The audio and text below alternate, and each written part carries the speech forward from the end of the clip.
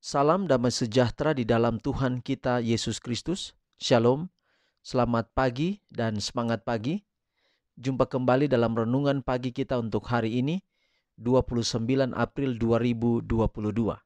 Ucapan selamat hari ulang tahun juga untuk keluarga Angkobos Takawayan atas anak Gavlio yang berhari ulang tahun pada hari ini. Dan renungan pagi kita untuk hari ini dengan judul Jauhilah Semuanya Itu. Sebelum kita lanjutkan, mari kita berdoa. Bapa di sorga, terima kasih atas kebaikan-Mu, atas kesempatan kami boleh datang padamu pagi ini untuk belajar firman-Mu. Biarlah pekabaran firman Tuhan di pagi ini boleh menjadi berkat dalam hidup kami, akan menuntun kehidupan kami, serta kami boleh mendapatkan dan merasakan berkat-berkat-Mu hari ini dan sepanjang waktu-waktu yang akan datang. Terima kasih untuk pekabaran firman-Mu. Dalam nama Yesus kami telah berdoa. Amin.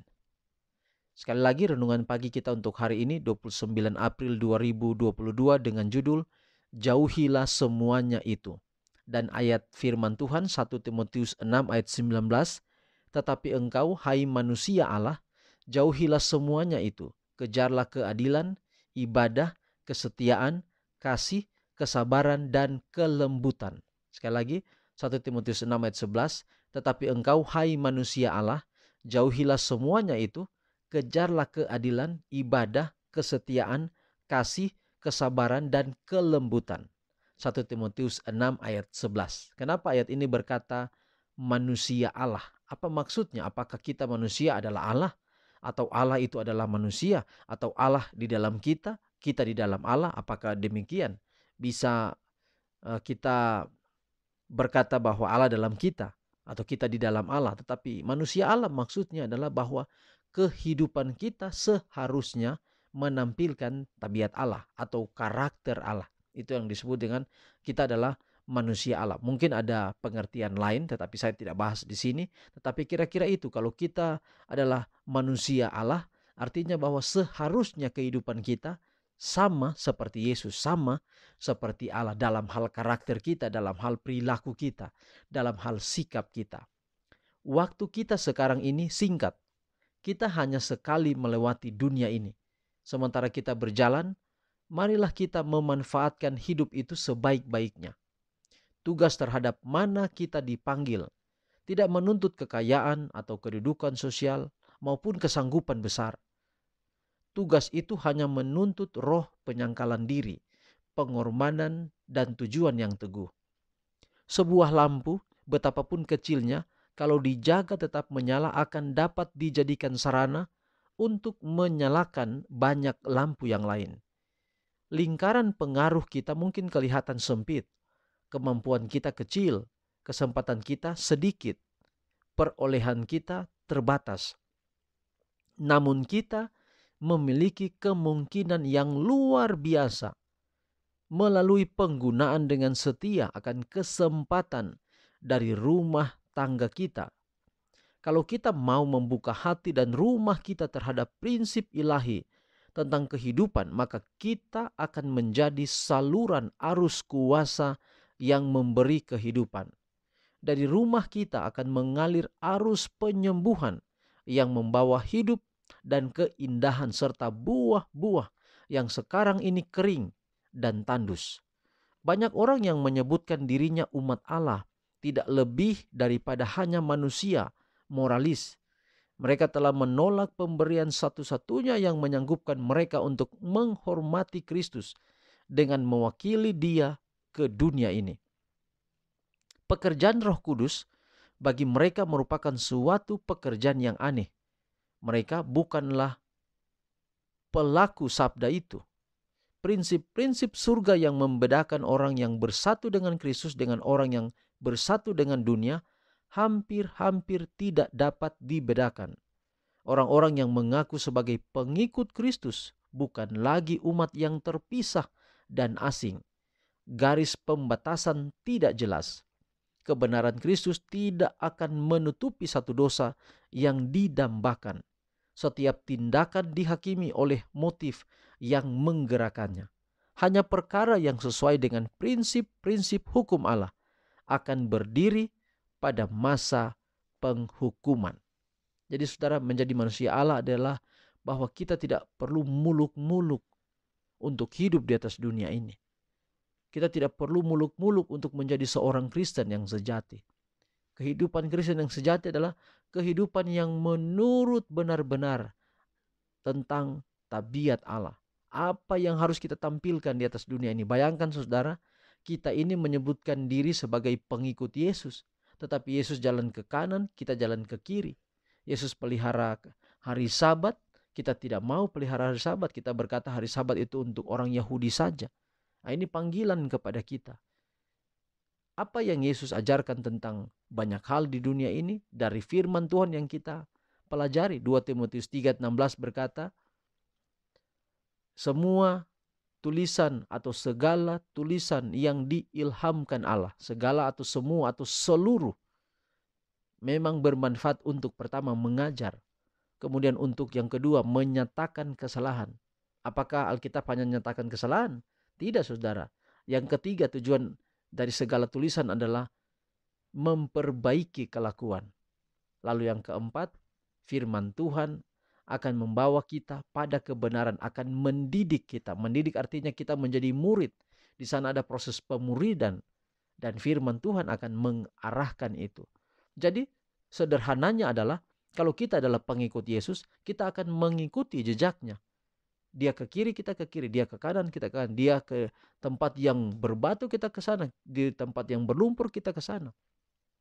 Maka sebenarnya definisi ini menjelaskan apa maksudnya antikristus. Antikristus adalah orang yang tidak sepadan dengan Kristus. Kita terlalu susah memberikan penjelasan tentang antikristus. Antikristus itu adalah, oh begini, tanda ini, adat angka ini. Terlalu sulit kita memberikan penjelasan tentang antikristus. Antikristus adalah orang yang mengaku pengikut Yesus, tapi tidak benar-benar menuruti perintahnya. Manusia Allah sama dengan manusia Yesus. Kita ini manusia biasa kita. Tapi kenapa Alkitab hari ini mengatakan hai manusia Allah? Ditujukan kepada kita, hai manusia Kristus. Artinya kita ini dirancang oleh Allah, dirancang oleh Yesus pencipta kita yang seharusnya memiliki karakter. Tetapi dosa masuk merusak. Tapi Yesus menebus kembali agar kita dapat menjadi pengikut Yesus yang sejati. Tidak perlu kepintaran firman Tuhan tadi kita katakan. Tidak perlu harta, tidak perlu segala-galanya. Hanya perlu adalah hati yang tulus, hati yang jujur untuk datang dekat kepada Yesus. Ajakan saya pagi ini, kalau saudara mengaku saudara adalah pengikut Yesus, ikutilah apa yang Alkitab katakan yang harus kita jalani. Jangan kita mengikuti kebiasaan adat istiadat. Sudah dari dulu begitu. Saya sudah tahu begitu ya, saya ikuti begitu. Kalau saudara hari ini kita lakukan jalan yang salah, kita lalui jalan yang salah, mari kita berbenah diri untuk ikut jalan Yesus. Kalau jalan Yesus tidak pernah salah. Saudara tidak perlu ikut jalan pendeta. Saudara tidak perlu ikut jalan penatua gereja. Kalau jalan mereka benar, berarti kita memastikan mereka ikut Yesus. Kita harus mengikuti Yesus. Memang dunia ini, orang yang ada di dunia ini, tokoh-tokoh yang kita akui, yang kita hormati, mereka perlu menampilkan teladan yang baik. Tetapi kita bukan mengikuti manusia. Kita mengikuti Yesus Kristus. Jadi kalau pendeta kita ikut Yesus, ikuti pendeta, tidak jadi masalah. Tapi asal pendeta itu ikut benar-benar Yesus. Apa yang Yesus ajarkan, firman Tuhan sudah katakan. Akan ada banyak orang yang menutup hal-hal yang perlu dibuka. Tidak membuka dengan jujur kepada umat-umatnya terkait dengan kebenaran dalam firman Tuhan. Hari ini biarlah kita diajar kembali, diingatkan lagi bahwa perlu untuk menjauhi semua itu, hal-hal yang tidak terlalu penting dalam dunia ini. Yang penting adalah hubungan kita dengan Tuhan. Kalaupun kita hidup di dunia ini, mungkin kekurangan, terus-menerus kekurangan, walaupun kita sudah hidup setia kepada Tuhan.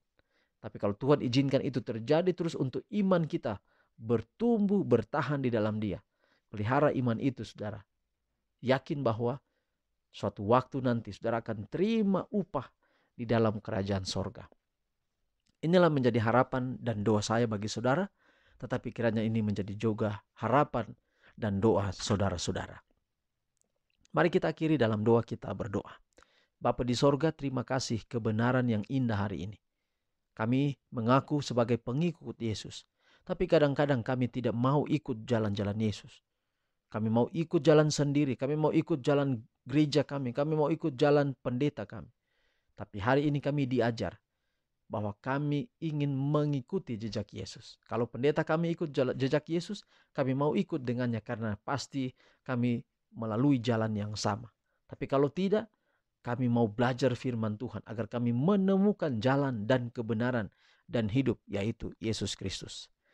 Pelihara kami hari ini dalam segala tugas tanggung jawab kami selalu berhasil karena Engkau. Kalau ada hal yang kami lalui, mungkin keburukan, mungkin masalah-masalah, kami percaya Allah ada di sana dan selalu menuntun hidup kami. Berkati Gavlio, Angkobus yang hari ini berulang tahun, kedua orang tua Engkau berkati, biarlah mereka menjadi umat-umat Tuhan yang setia. Berkati semua pendengar renungan pagi, di mana saja berada.